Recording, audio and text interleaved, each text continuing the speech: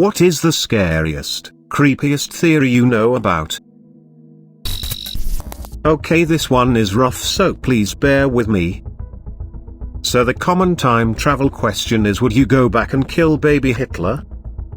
Well, imagine if that was you. To us in the current timeline, you would be a hero that killed someone truly evil before they had chance to corrupt or endanger anyone, but to the people of that time you are a monster, a baby killer.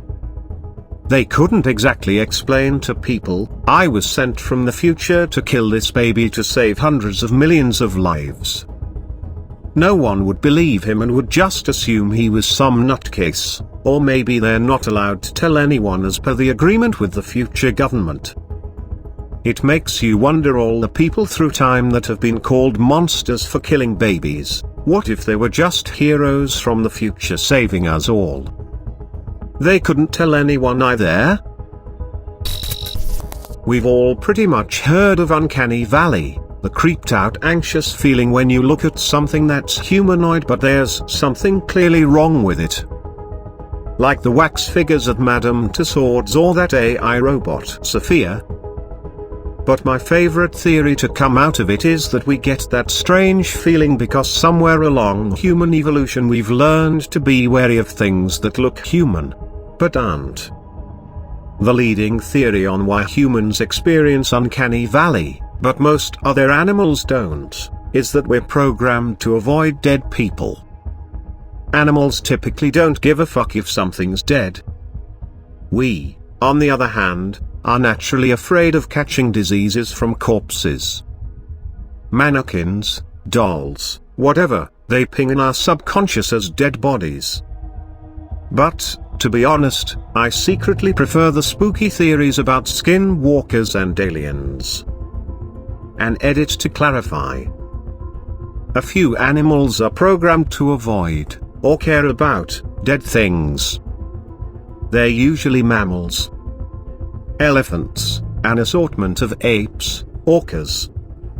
They share an understanding of death, and seem to be conscious of it. Whether intelligent animals can feel the Uncanny Valley is pretty hard to verify, obviously. There aren't too many elephant mannequins around to test it. So, yeah? Kitty or Rover probably aren't aware of the Uncanny Valley in the same way. Humans seem unique in this sensation. In general, though, it's safe to assume that lizards, most insects, and your friendly neighborhood fish don't care if one of their own is dead. The theory that the last moments of consciousness before death can feel like a literal eternity, and where your mind can create entire realities from blissful to horrifying. So in a way, the threat of enduring a hellscape of eternal suffering is very real, no matter what you believe. If the human body senses trauma it is unable to combat, it will switch off metabolism, pump endorphins, and slip into a pain-free dissociative state. In essence, shutting down. It's been seen in air crashes and lots of places, really. Basically, your body can switch itself off. A lot of comments bringing up the Fermi paradox to explain the lack of evidence of extraterrestrial life, when by all accounts we should be seeing alien life all over the universe. Here's another, unsettling, explanation. If you're scuba diving above a coral reef, and you know that there should be fish all around you, but you don't see any, it's most likely that they have learned that for some reason it's important not to be seen. And since you're a newcomer to this environment, chances are it's not you they're hiding from. Years ago, when I was seriously dating my now wife, almost every time we started to have sexy time her mother would call up. Seemed strange, then disgusting when we found the hidden camera when moving her out. That all intelligent life kills itself. So the theory started out with the Fermi paradox. Basically, there are so many planets in this galaxy, let alone the entire universe, that it is statistically impossible that we're the only planet that developed intelligent life. So where is everybody? Well, the secondary theory is that every intelligent species reaches the point where they have a technology that can kill their entire species. And that the vast majority end up killing themselves at that point. Those who survive this time in their history are so rare that we haven't found them and they haven't found us. As a species, we reached that point in our history with the discovery of nuclear weapons, and were at the height of risk during the Cold War, at least thus far in our collective history, but there are various technologies that could bring a species to this point in their history. This would mean that while so far we've survived, that it's statistically unlikely we will survive long term. What makes me agree most with this is that as technology advances, its destructive power increases faster than its protective power. Like you say, with nuclear weapons existing, no real defense against them does. As time goes on and the average person's personal technology increases, I imagine WMD to get more and more accessible until eventually the odds of zero lunatics getting hold of them will be relatively low.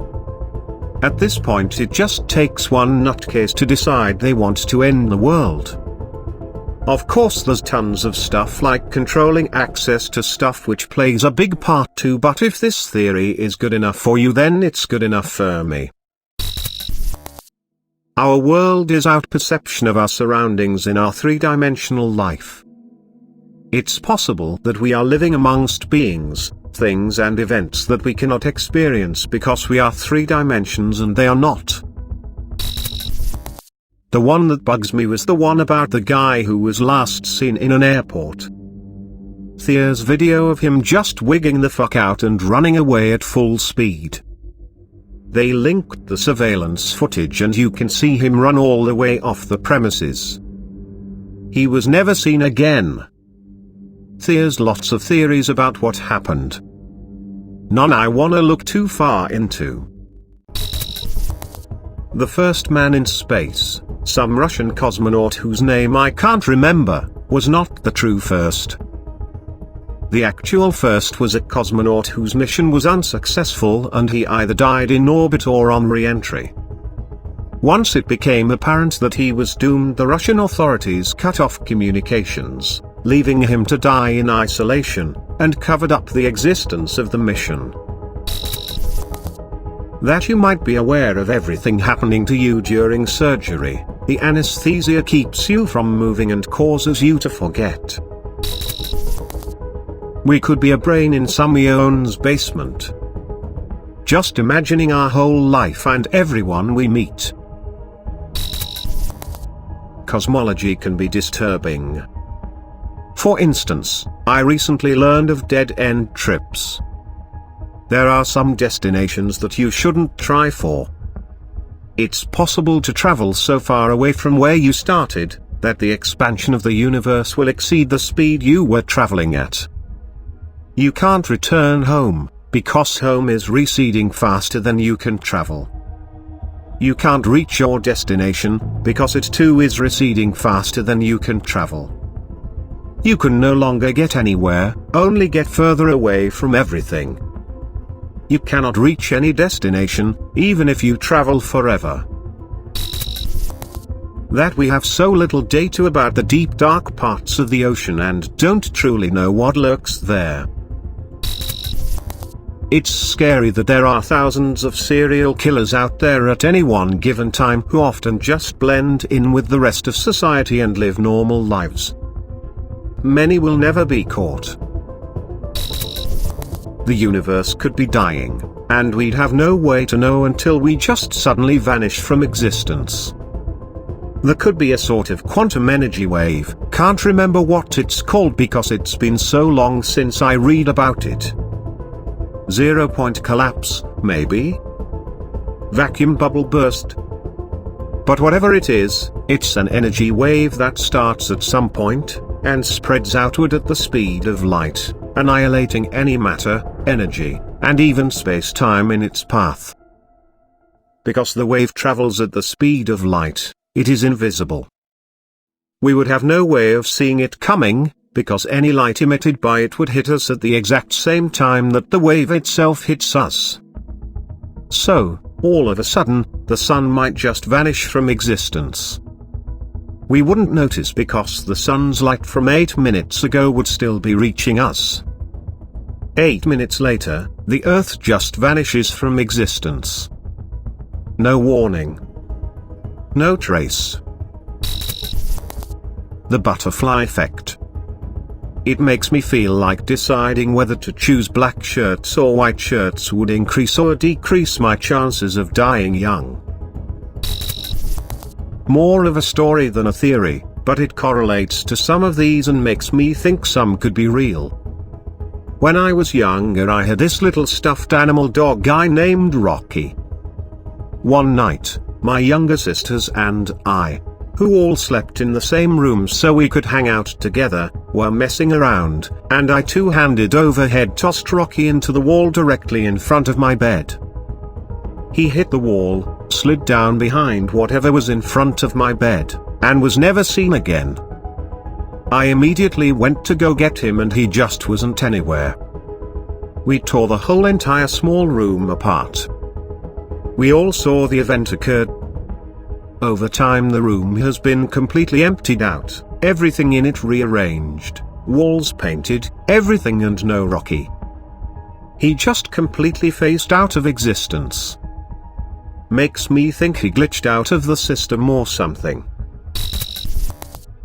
Humans are scared of things that mimic them too perfectly. The theory is that we developed this because there was a super predator of some sort that would mimic us and kill us. But we never knew what happened to it.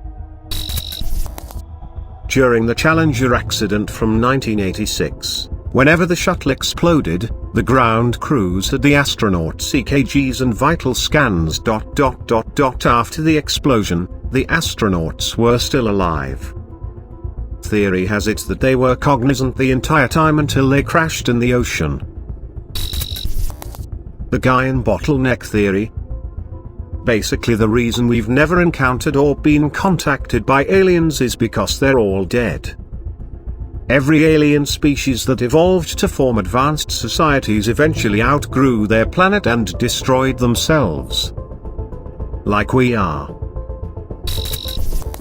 The theory that we're all quantum immortals and when someone dies in our reality for them they just keep on going in a reality where they didn't. May or not be a theory, but the first thing I thought of was that feeling you get when you're on top of a building and think, what if I jumped? Or when you're driving and think, what if I just swerve into traffic? Well, it's actually got a name, l'appel du vide. French for the call of the void. I always thought the idea of some ethereal presence calling you towards darkness. Creepy. This was a bad thread to read before going to bed. Thanks for watching. Don't forget to like, subscribe and share your thoughts in the comments section below.